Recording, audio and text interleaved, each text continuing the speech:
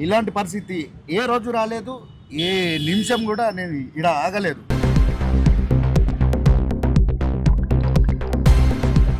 ఆ free bus పథకంలో auto డ్రైవర్ల పొట్టను కొట్టేసింది. ఏయో పథకాలు అన్నాడు, ఆ పథకాలు ఏవి మనకు అమలు కాలేవు. ఓన్లీ ఆటో డ్రైవర్లు ఒక్కటేనా? ఆటో డ్రైవర్ల పొట్ట మీద ఎందుకు కొడుతున్నావు నువ్వు వచ్చిన కాడికెళ్ళి ఇప్పటి వరకు ఆటో డ్రైవర్లే దొరికిరి. నువ్వు ఆటో డ్రైవర్లు ఎంతమంది మరణించిరో తెలుసా?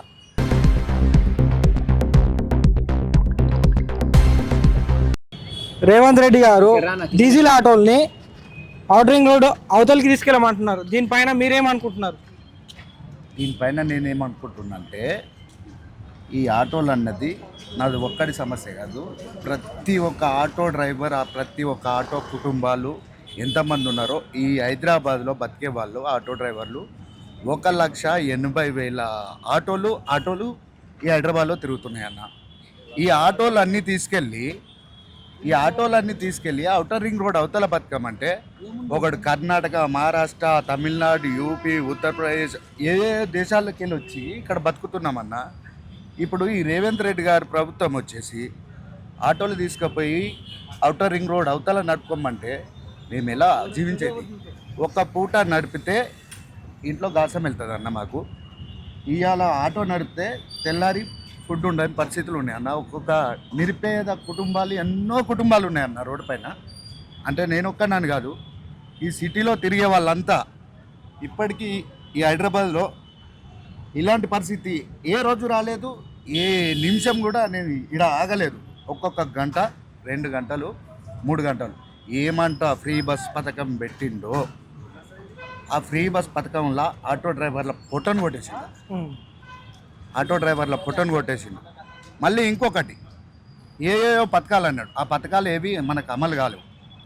ఇప్పుడు ఆటో డ్రైవర్లు అంటే ఫస్ట్ ఆఫ్ ఆల్ ఆర్టీసీ బస్సులను బంద్ పెట్టమని. పొల్యూషన్ హైట్ వల్లనే కదా ఖరాబ్ అయ్యేది, ఓన్లీ ఆటో వల్ల అయితే అవ్వట్లేదు కదా. తీసేస్తుండే అవి కూడా 3,000 RTC bus first of all తీసేసి ఆ కార్లు, డీజిల్ కార్లు ఉన్నాయి, పెట్రోల్ కార్లు ఉన్నాయి, అన్ని వెహికల్స్, ఆల్ వెహికల్స్ హైదరాబాద్ లో ఆల్ వెహికల్స్ ఎలక్ట్రికల్ తీసుకురామని చెప్పండి. పెట్రోల్ కూడా తీసేయమంటారు. ఆయన నడిపే కాన్వే కూడా ఎలక్ట్రికల్ పెట్టుకోమని ఫస్ట్. అది కాలుష్యం కదా? పెట్రోల్ నడుస్తున్నాయి, అది కాలుష్యం కదా? ఓన్లీ ఆటో డ్రైవర్లు ఒక్కటేనా? ఆటో డ్రైవర్ల పొట్ట మీద ఎందుకు కొడుతున్నావు నువ్వు వచ్చిన కాడికెళ్ళి ఇప్పటి వరకు ఆటో డ్రైవర్లే దొరికిరి. నువ్వు ఆటో డ్రైవర్లు ఎంతమంది మరణించిరో తెలుసా? నువ్వు పోయి ఏసీలో కూర్చుంటావు, రోడ్లపైన ఉండు, మా లెక్క రోడ్లపైన తిరుగు, అప్పుడు నీకు అర్థమవుతుంది కదా. మేము కోరి తెచ్చుకుంది ఇందుకేనా? మా బతుకుల మీద కొడుతుందికేనా నిన్ను? పొన్నం ప్రభాకర్ అయితేంది, డిప్యూటీ సీఎం అయితేంది, చీఫ్ మినిస్టర్ అయితేంది, ఎవరన్నా కానీ ఎవరైతే మాకెందుకన్నా? మా బ్రతుకుల మీద ఎందుకు ఆడుకోవాలా? ఇప్పుడు మీరు ఏం చెప్పాల్సుకోరు మొత్తానికి గవర్నమెంట్గా? ఈ ఆటో డ్రైవర్లు అంటే పోవడం చాలా కష్టం అన్న. ఎంతోమంది నిరుపేద కుటుంబాలు ఉన్నాయి రోడ్లపైన.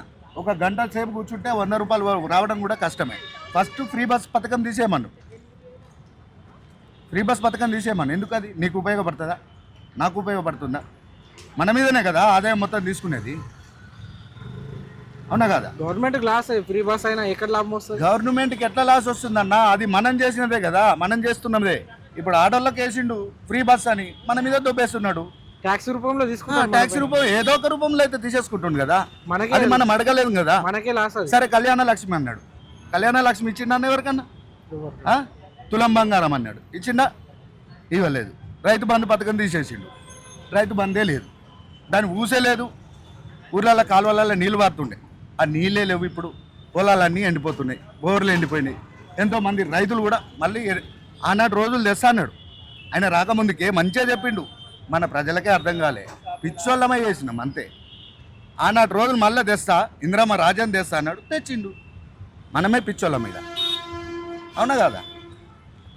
తెస్తా అన్నాడు, ఆల్రెడీ తెచ్చి చూపెట్టిండు. అయ్యో ఇప్పుడు ఎందుకు వేసినావురా అని నెత్తులు కొట్టుకుంటారు. ఏం లాభం? వేసినాక వస్తుందా? మళ్ళీ 5 ఏళ్ళ వరకు మనం అడిగే అర్హత కూడా కోల్పోయినాం. మంచి మార్పు వచ్చిందంట. చాలా బ్రహ్మాండమైన మార్పు వచ్చింది. మార్పు అంటే మామూలు కాదు. ఏ రాష్ట్రంలో కూడా లేని మార్పు వచ్చింది మన హైదరాబాద్లో. మన తెలంగాణ గడ్డ మీద చాలా మార్పు వచ్చింది అన్న. చాలా అంటే చాలా. ఇలాంటి మార్పు నేను ఏడ చూడలే, ఏ ప్రపంచంలో కూడా చూడలే. మొత్తంగా ఏం చెప్పదలుచుకోరు ముఖ్యమంత్రికి? అయ్యా రేవంత్ రెడ్డి గారు, మేము మిమ్మల్ని కోరుకునేది ఒకటే, మా ఆటో డ్రైవర్ల కడుపులు మాత్రం కొట్టకండి. దయచేసి ఆటో డ్రైవర్ల జోలికి మాత్రం రాకండి. వస్తే మళ్ళీ అదే ధర్నాలు, రాష్ట్ర రూకోలు, మర్డర్లు, మానభంగాలు మళ్ళీ అవే జరుగుతాయి.